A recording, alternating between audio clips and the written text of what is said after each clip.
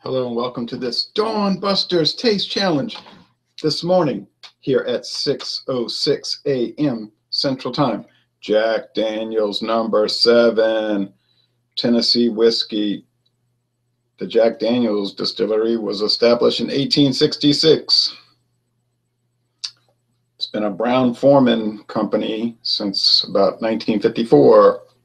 80 proof sour mash, charcoal mellowed for at least 4 years versus Evan Williams.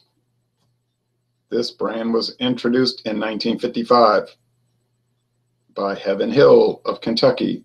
It's sour mash whiskey, aged 3 years, also charcoal filtered.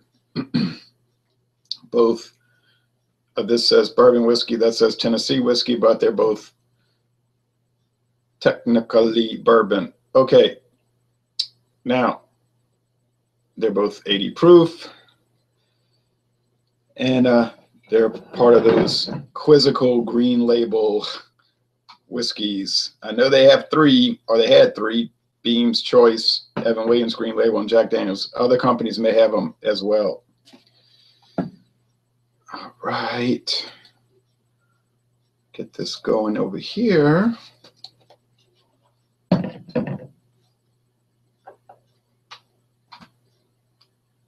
JD.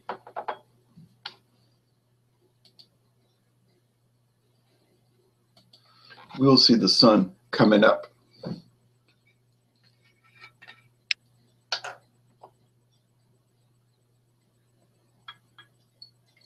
Remember, we're in daylight savings time, so it's 6:08, but in reality, it's 5:08. All right, in real time.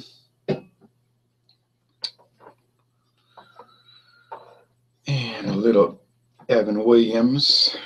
Now, Evan Williams, what have we found out so far? Well, it's about $10.99 for the regular size bottle. Hasn't lost any challenges. The worst it's done is tied. And it's been holding its own. It's been showing itself to be a really great value. I poured a little more Jack Daniel's than Evan Williams. That's all right, because I'm going to mix it up and keep my eyes off of them. No, I better even it. I'll just keep even it. Then I'll have 2 huge glasses of each. I want to keep a little Evan Williams so that I can do the taste challenge against the Black Label and against the Barton, the very old Barton 4-year. I have enough. And that'll finish off the bourbons for now and their round robin tournament. Then we'll go to the blended whiskeys for a good while, and the Canadian whiskeys for a good while, and the Scotch whiskeys for a good while.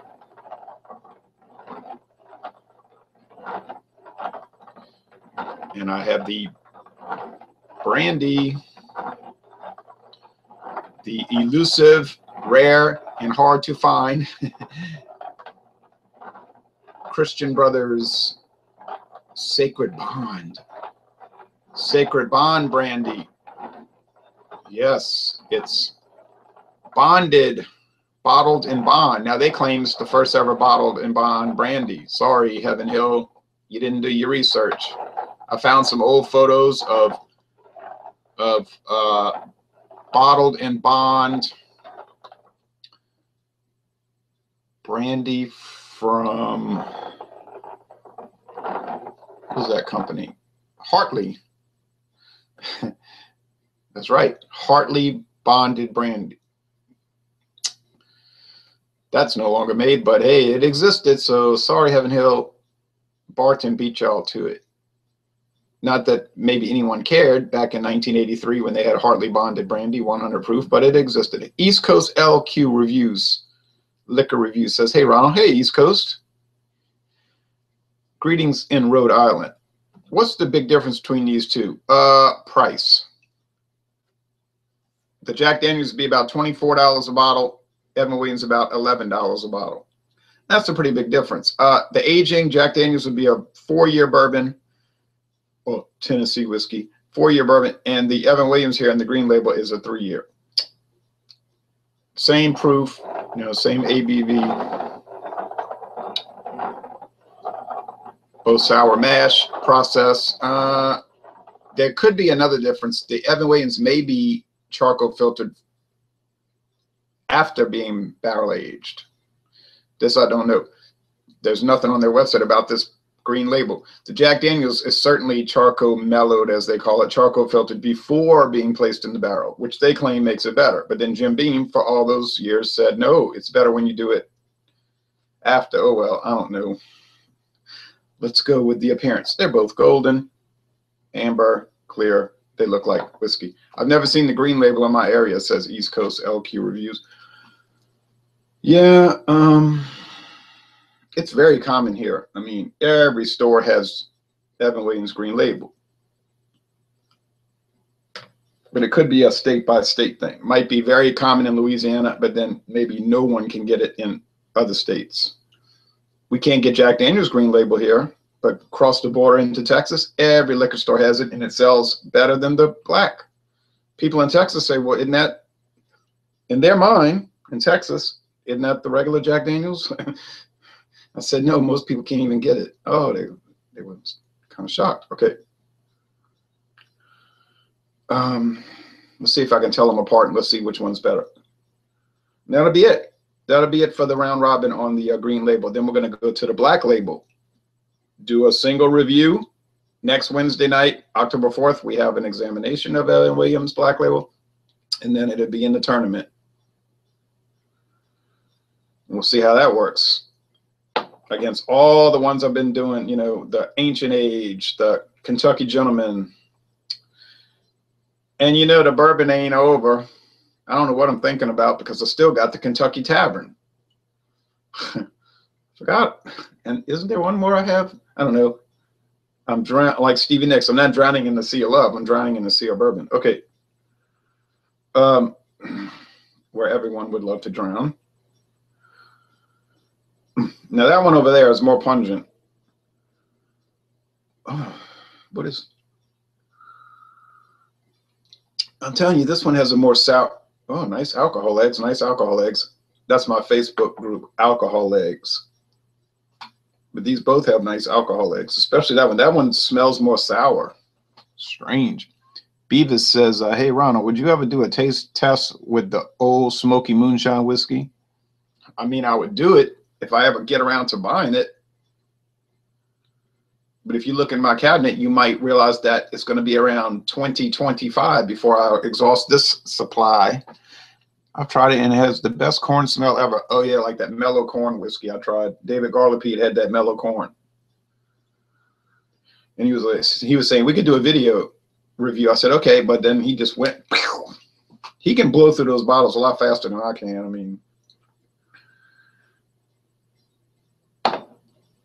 his tolerance is much stronger. So do these smell alike? No, they do not. I prefer the one on the right to the left. The left smells too sour. Not that I mind sour aromas. It smells more like sourdough bread or something. I don't mind that. It's just, I may prefer more of the candy sweetness, the woodiness.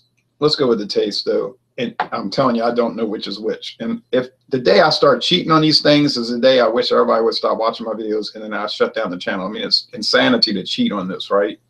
Only a maniac would do that. But then you say, yeah, but they got maniacs that run video channels. And I know that.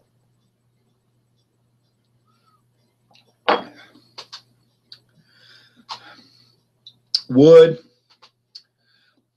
corn. I mean, bourbon is at least 51% corn. It has to be mostly corn. Bourbon has to be corn whiskey.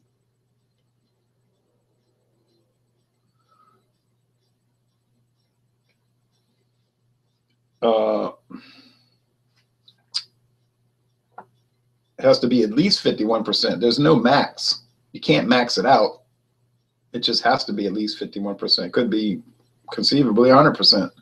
But they add rye, barley. Can't have any flavorings added.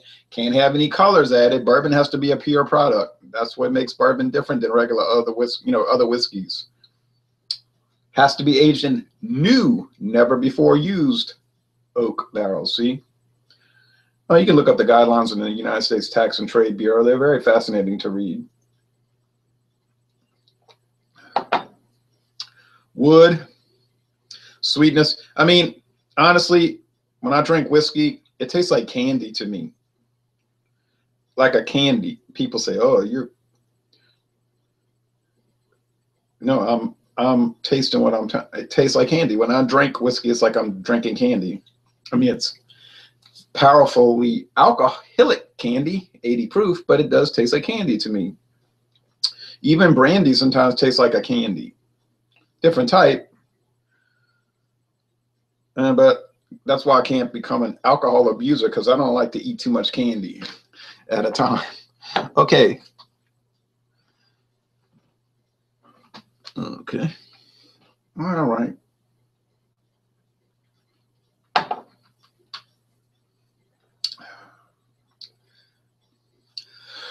Some of that mentholated, you know, when you exhale, you'll get that menthol, almost like a like one of those mini cigars, like the mentholated ones, like a Talon or a Santa Fe, or what's the other one that has the extreme menthol? Oh man, Cheyenne. I'm thinking of Cheyenne. This one is not strong and as strong in the menthol. This is more the dough, the sour bread dough. Now I don't understand it. This might have more malt, barley malt. It might even have a wheat. It might be wheated to an extent. You know, some of these bourbons will have wheat. This one's to the right tastes like it has more rye, a higher rye content. I don't know. It's a lot more differentiated than I first believed. I didn't expect these to be that different since they're both charcoal filtered, but believe me, you, they are. I can't run on too long. I got to clean the house, start cleaning the house, and I need to go to Winn-Dixie. I want to check out their brown beer. You know, like I was thinking about getting the Michelob Amber Bock and then getting the George Killian's Irish Red and then getting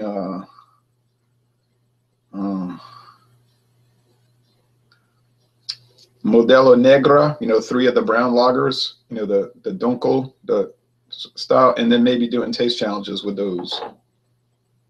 That might be a good idea, I think.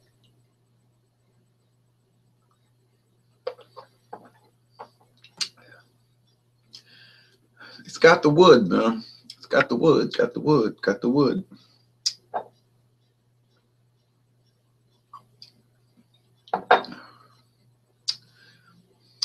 This is more of a candy sweetness. Well, I mean, they're both very good. Which one's better?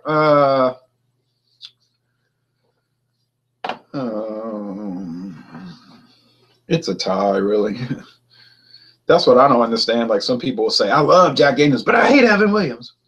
Or vice versa. I hate Evan Williams. I love Evan Williams, but I despise Jack Daniels. Or with Jim Beam or any of these other like common, lower priced. To me, $24 a bottle isn't exactly low price whiskeys. I mean, they got probably 1,000 brands at around $10 a bottle. So 24 isn't exactly low price. I've tried it, has the best. Okay, I read that comment already.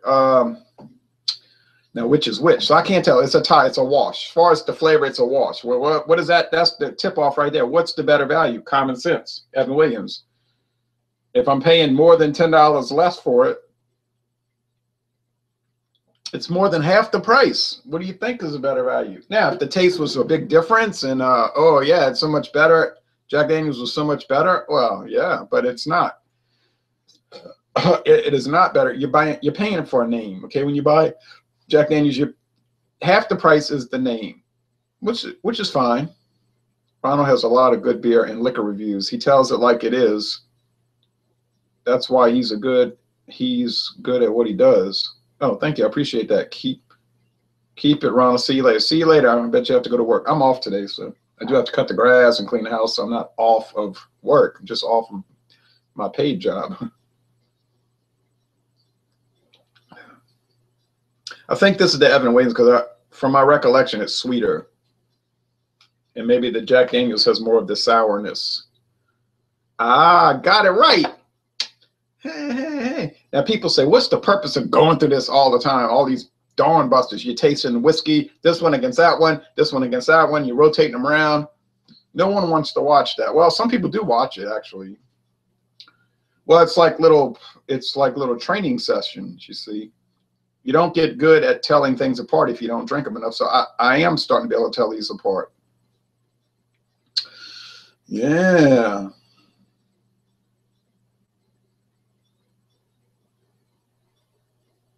And I've been sipping on that Paul Masson VSOP brandy for days and days now, just a little bit every day when I'm not doing these. I'm not piggybacking them. But I was sipping on that, watching a baseball game, and I was thinking, yeah, this is distinct. Like there's something about it.